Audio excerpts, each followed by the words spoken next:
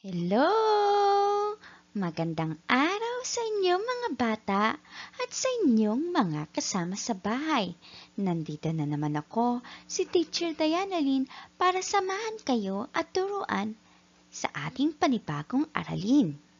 Ngayon ay pag-aaralan natin ang asignaturang Mother Tongue. Tayo ngayon ay nasa Quarter 2, Week 2.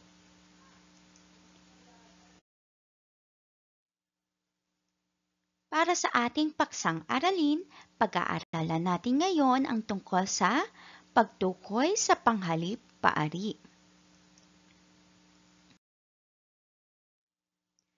Para sa layunin na kailangan mong makamit sa araling ito, sa pagtatapos ng araling ito, inaasahan na iyong una, nakikilala ang mga uri ng panghalip-paari. Pangalawa, natutukoy ang mga halimbawa ng panghalip na paari. Pangatlo, natutukoy ang salitang pinaikli na panghalip paari at ang huli ay nakagagawa ng payak na pangungusap gamit ang panghalip na paari. Okay, bago natin umpisahan ang ating bagong aralin, magkaroon muna tayo ng balik-aral. Ipakita ang check kung ito ay panghalip panao at X kung hindi. Handa ka na ba? Kung handa ka na, thumbs up nga muna. Okay, very good.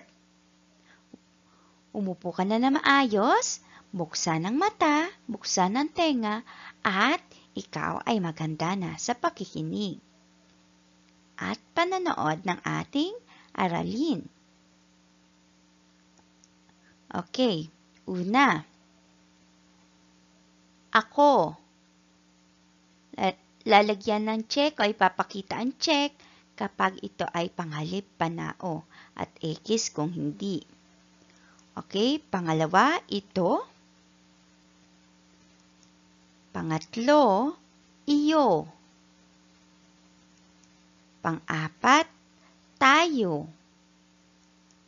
Panglima, sila. Okay, i-check nga natin ang iyong sagot. O, bilang isa, ako. Anong sinagot mo dyan? Yan ba ay check, panghalip panao, o X? Okay. Pakita mo nga ang iyong sagot. At ang tamang sagot ay check. Tama ka ba? Kung tama ka, very good. Okay, bilang dalawa, ito. Yan ba ay check o X? O, tingnan natin kung nakatama ka ulit. At ang tamang sagot ay X. Okay, tama ka ba o hindi? Kung tama ka, very good. Kung mali naman, okay, bawi na lang sa susunod na bilang. Okay, bilang 3, iyo. Yan ba ay check, panghalip panao, o X? Kung hindi. At ang tamang sagot ay X. O, mamaya sasabihin ko kung ano ang tawag dyan. Kasi hindi siya o hindi ito nabibilang sa panghalip panao kahit na ito ay panghalip. Okay. Bilang 4, tayo. Tayo, yan ba ay check, panghalip panao o X? At ang tamang sagot ay check, tayo. Ay panghalip panao. Okay, tama ka ba? Very good. Bilang 5, sila. Yan ba ay check o X? At ang tamang sagot ay check. Okay, tama ka muli o hindi? O, ilan ang iyong tamang sagot? Ipalakpak mo nga. Oh, very good. Okay, magpatuloy tayo. O, balik-aralan na natin ang kahulugan ng panghalip. Ano ba ang panghalip? Naalala mo pa ba kung anong ibig sabihin nito? Sabihin mo nga kung ano yung natatandaan mo. Okay, ang ibig sabihin ng panghalip ay, ang panghalip ay mga salitang pamalit o panghalili sa pangalan ng tao, bagay, hayop, lugar, o pangyayari. Okay?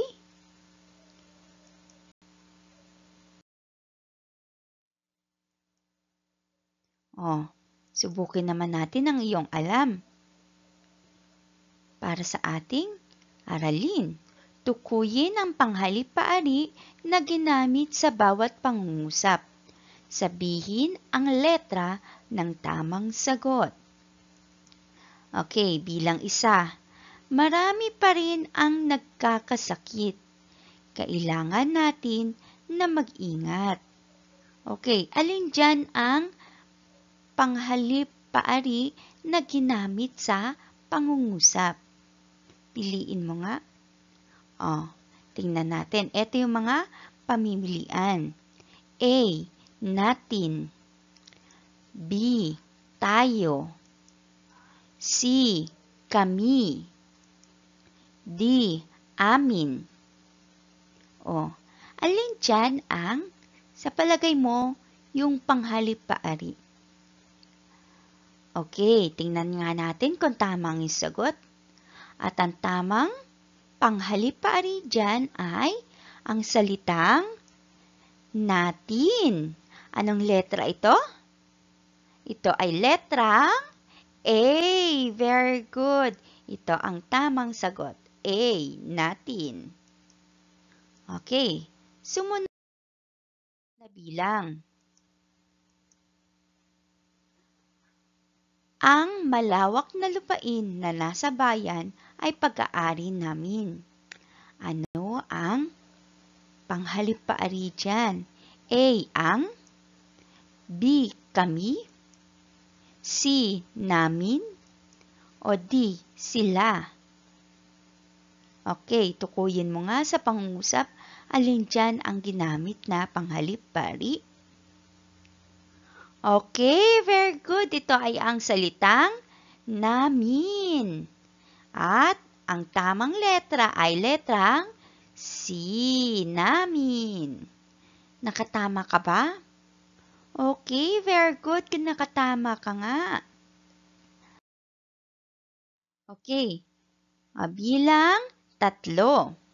Ang pulang pitaka sa mesa ay akin. Ano kaya yung panghalip-paari sa pangungusap? Okay, narito yung mga pamimilian mo. A. Pitaka. B. Mesa. C. Akin. O D. Tayo. O alin ang iyong sagot na panghalip-paari na nakikita sa pangungusap? Okay, magaling. Ito ay ang salitang akin. At ang tamang letra ay letrang C. Akin. Okay, madami ka bang nakuhang tamang sagot? Ilan ang iyong score? Very good kung 3 ka. Palakpakan mo nga ang iyong sarili. Very good. Meron akong kwento sa'yo. Kilala mo ba ang 2 batang iyan? Ito. Silang 2, kilala mo ba? Okay, hindi pa. Kaya, sasabihin ko na sa iyo ang kwento. Ngunit, umupo ka muna na maayos. At sundin ang pamantayan sa pakikinig ng kwento. Umupo ka na maayos at unawain na mabuti ang ating kwento. Ito ay dialogo. Ang ibig sabihin ng dialogo ay usapan ng mga tauhan. Okay. O tuklasin natin. Pakinggan ang kwento. Okay. Sina Ben at Lino ay magkaibigan. Isang araw, nagkita sila sa palaruan. Dala-dala ni Lino ang laruang padala ng kanyang ama. Pakinggan natin ang kanilang usapan. Okay. Wow! Ang ganda naman ng laruan mo, sabi ni Ben. Padala ito sa akin ni tatay, sabi ni Lino. Bakit parang hindi ka masaya? Sabihin mo sa akin at ako'y makikinig, sabi ni Ben. Gusto ko na kasing makita si tatay. Sa 1 taon pa siya makakauwi. Palagi namin siyang iniisip at ipinagdarasal. Tingnan mo ang mga salitang may salungkuhit, ha? Ang salitang mo, akin, at naming.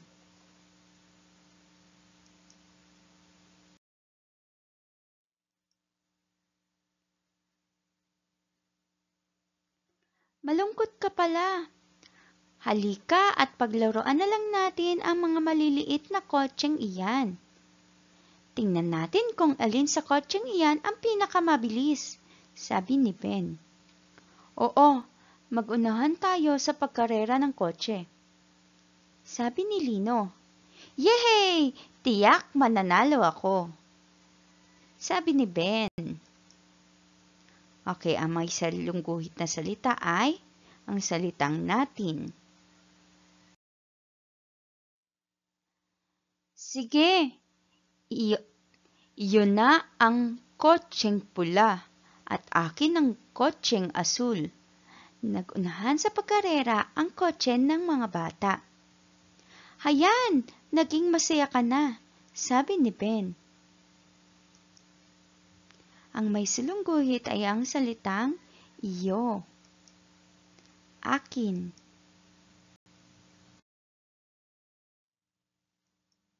Okay, sagutin natin ang mga tanong. Number 1, saan nagkita ang magkaibigan? Saan lugar sila nagkita? Tama! Sila ay nagkita sa palaruan. Pangalawa, kanina napunta ang kotseng pula? Mahusay! Kay Ben napunta ang kotseng pula. Pangatlo, paano ito sinabi ni Lino? Natatandaan mo pa ba ang sinabi ni Lino? Okay, very good. Sinabi ni Lino na, sige, iyon na ang kotseng pula at akin ang kotseng asul. Pang-apat, kanino napunta ang asul na kotse? Okay, tama. Ito ay napunta kay Lino. Paano niya ito sinabi? Natatandaan mo pa ba? Okay, sinabi niya na, sige, sa'yo na ang kotseng pula at akin ang kotseng asul. Okay, anong uri ng salita ang akin at iyo? Okay, very good. Ito ay mga salitang ang tawag ay panghalip. Very good.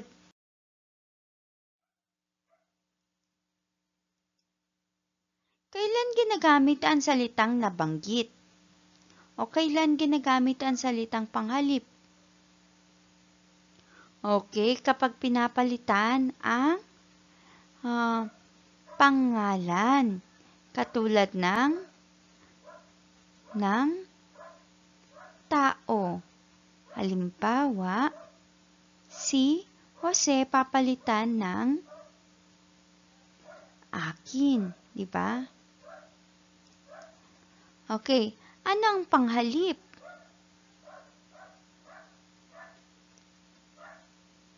Natatandaan mo pa ba? Okay, tingnan natin ang kahulugan ng panghalip. Ang panghalip o pronoun sa wikang Ingles ay ang salitang humahalili o pamalit sa ngalan o pangalan na nagamit sa parehong pangungusap o sa kasunod na pangungusap. Okay, narito ang mga halimbawa ng panghalip. Basahin nga natin. Ako. Ako. Ikaw. Tayo. Sila. Kami. Akin. Iyo. Kaniya. Amin. At iba pa. Okay, madami pa kasing mga uri ng panghalip. Hindi lang yan yung mga panghalip. Yan ay halimbawa ng panghalip panao. Okay? Ang mga uri ng panghalip ay yung una, yung sinabi ko na panghalip panao. Pangalawa, panghalip pamatlik. Panghalip pamatlik. Pangatlo, panghalip panaklaw. Pang-apat, panghalip pananong. Panlima, panghalip paari. Yun yung pag-aaralan natin ngayon. Pang-anim, panghalip pamanggit. At ang pang-pito at huli ay panghalip patulad. Okay. Alamin natin kung anong ibig sabihin ng panghalip paari. Okay, sabayan mo ko ha. Panghalip paari o panghalip na paari. Okay? Ikaw nga, panghalip na paari. Okay, o possessive pronoun sa English o Ingles ay mga salitang ipinapalit sa pangalan ng taong nagmamay-ari ng bagay. Okay, pag meron daw pagmamay-ari ng bagay, ang gagamitin natin dyan ay panghalip na paari. Okay? Alamin natin ang mga halimbawa ng panghalip paari. Okay. Ito ang mga halimbawa. Ayan. Meron ding mga panauhan, yung katulad ng panghalip panao at yung kailanan. Yung unang panauhan para sa isahan, gagamit tayo ng akin at ko. Para naman sa maramihan, para sa unang panauhan pa rin, gagamit tayo ng namin, amin, atin, natin. Para sa ikalawang panauhan, na halimbawa ng panghalip paari kapag ang kailanan ay isahan, ito ay iyo at mo. Natandaan mo kanina, yung sa balik-aral, yung sa check at X, ang iyo ay X doon kasi hindi yan panghalip panao. Dahil ito ay panghalip paari. Okay? Kapag naman sa ikalawang panauhan, pero maramihan naman ang ilanan, ang halimbawa nitong panghalip paari ay ninyo, inyo. At ang ikatlong panauhan para sa kailanan na isahan ay ang panghalip paari na mga niya at kanya. Okay, kapag maramihan naman, kanila,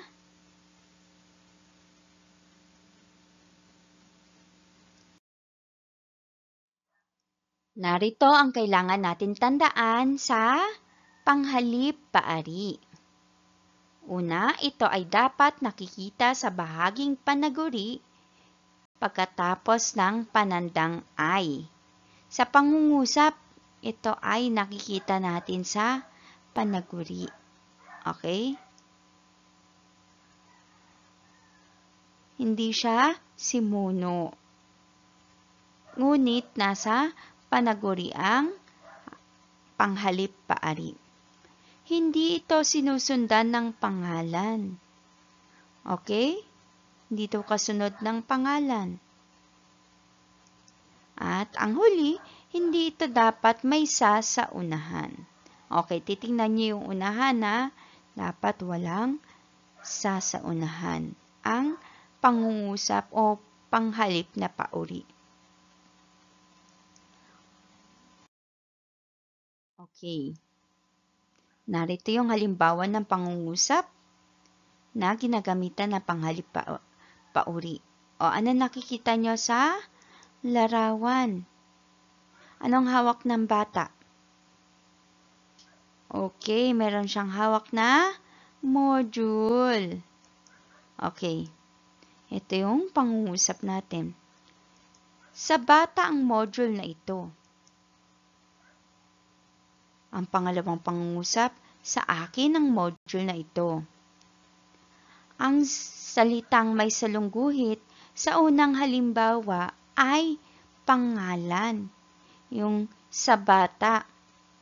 Ang salitang may salungguhit naman sa ikalawang halimbawa, ang salitang akin ay panghalip na maaaring gamiting kapalit ng pangalan.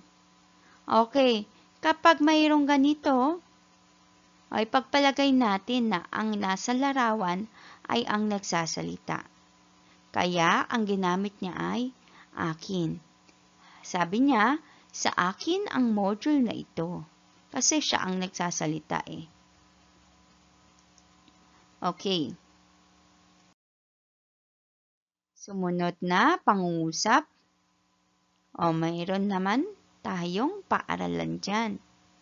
At ito si June.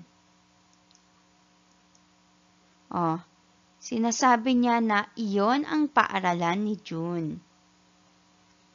Okay, kaya siya ang nagsasalita, maaari nating gamitin ang pangungusap na iyon ang paaralan ko, na pinalitan na ang pangalan na June o pangalan ni June sa panghalipari na ko.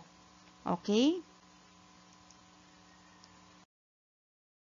Sumunod naman.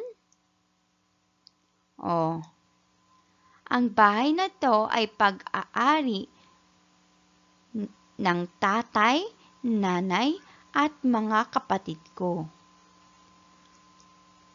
Okay, ito na yung pinalitan na yung pangalan na tatay, nanay, at mga kapatid ko.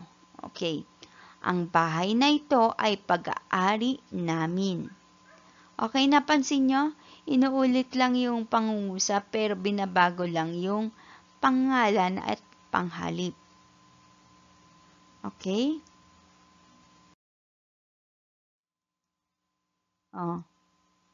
Kay Lenny ang bag.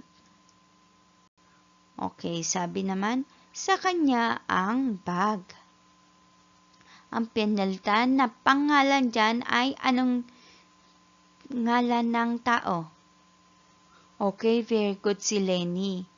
Ang ipinalit na panghalipaari ay okay, kanya sa kanya. Okay?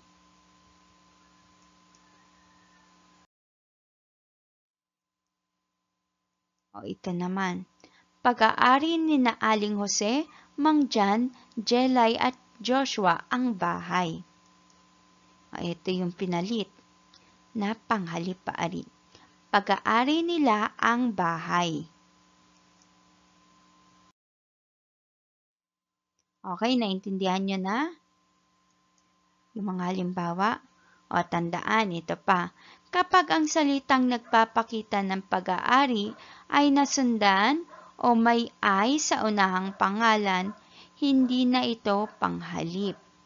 Sa halip, itinuturing na ito na panuring. Okay?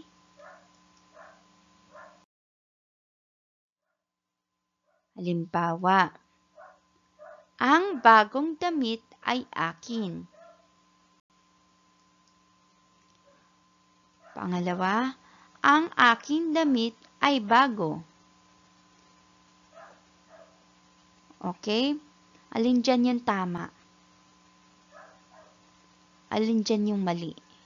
Okay, sabihin mo nga. Lagyan natin ng X ha. O, ang tama dyan. O, eto pa pala. Yung pangatlo, ang damit ko ay bago. O, alin dyan yung mali?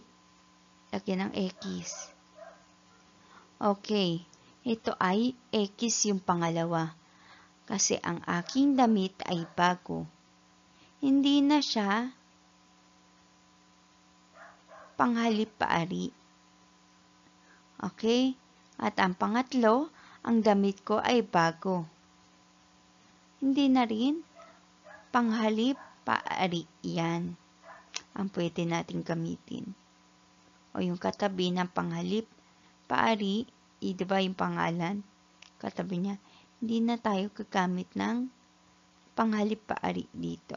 Okay?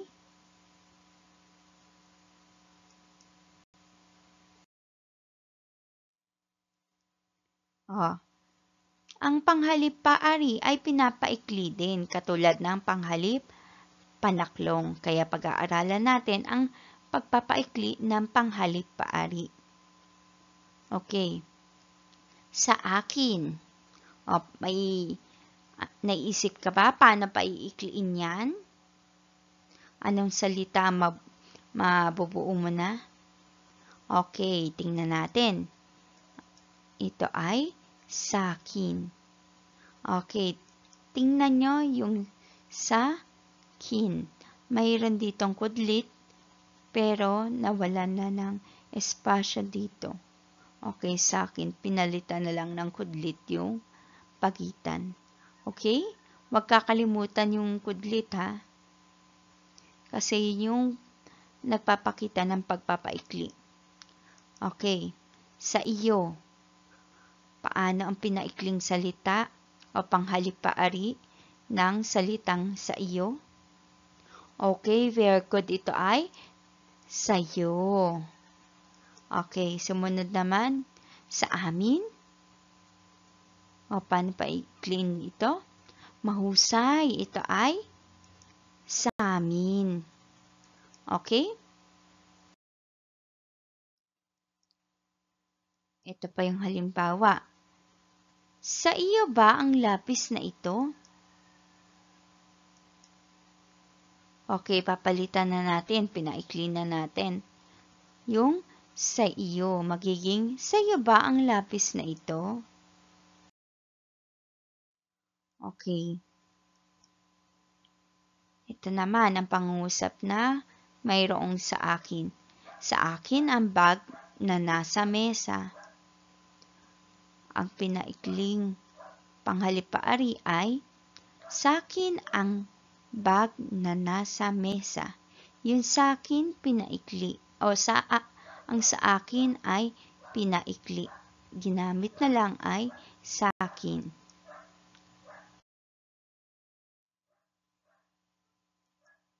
Okay, para sa ating gawain sa pagkatuto bilang isa, tukuyin ang panghalip na paari na ginamit sa bawat pangungusap. Handa ka na ba? Okay, kung handa ka na, taas nga ang kamay, dalawang kamay. Okay, very good. Ibaba na. Okay, number 1. Ang tinapay na ito ay binili ko o akin sa tindahan. Alin dyan ang tamang sagot? Sabi mo nga. Okay, very good. At ang tamang sagot ay ko. Ang tinapay na ito ay binili ko sa tindahan. Okay? Sumunod. Sa inyo, kami pala ang bahay na iyon. Napakaganda at napakalinis. Ano kaya ang tama o angkop na panghalip paari dyan?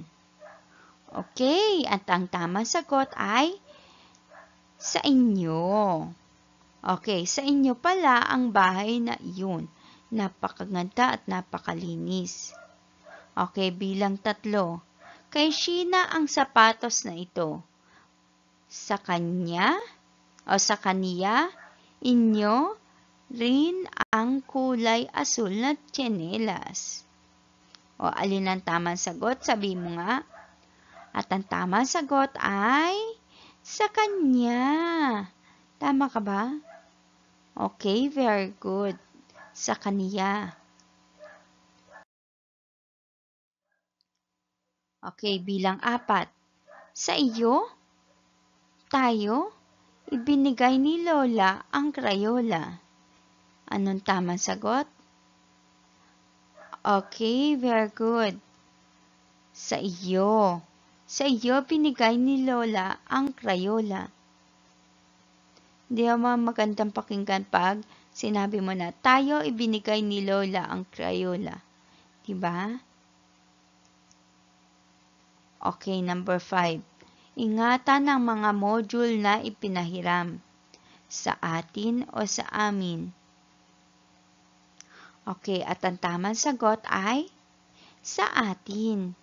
Dahil madami naman na pinahiram talaga ng module. Okay. Para sa ating gawain sa pagkatuto bilang 2, tukuyin kung tama o mali ang pagpapaikli ng mga salita. Sulatan T kung oo at M kung hindi. O T o M lang yan ha.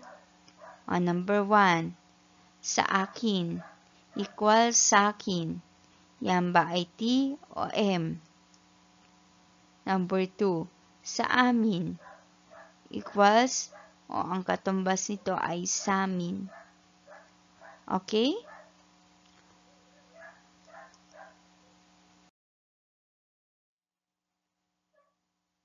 Number 3, sa atin, equals sa atin.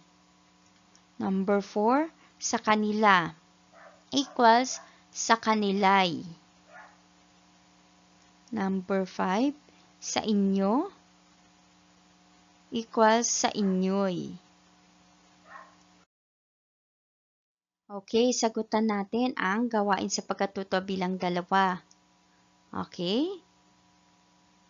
Bilang 1, sa akin, ang pinaikling salita ay sakin. Yan ba ay T o M? Anong sagot mo? At ang tamang sagot ay T. Oo, kasi meron siyang nakalagay na kudlit dito at may espasyo. Yung espasyo na yon ay ipinalit sa letrang A. Ayan. Okay? Number 2, sa amin, ang pinaikling panghalip-paari ay samin. Yan ba ay tama? T o M? Kung hindi, yan ay M. Hindi yan tama. Ang pagkakalagay niyan kasi walang nakalagay na kudlit. Okay? Sumunod. Sa atin, T o M? At ang tamang sagot ay T. Yan ay tama. Okay, bilang 4, sa kanila, ang pinaikling panghalip-paari ay sa kanilay. Okay, yan ay M. Number 5, sa inyo. Yan ay M. Okay?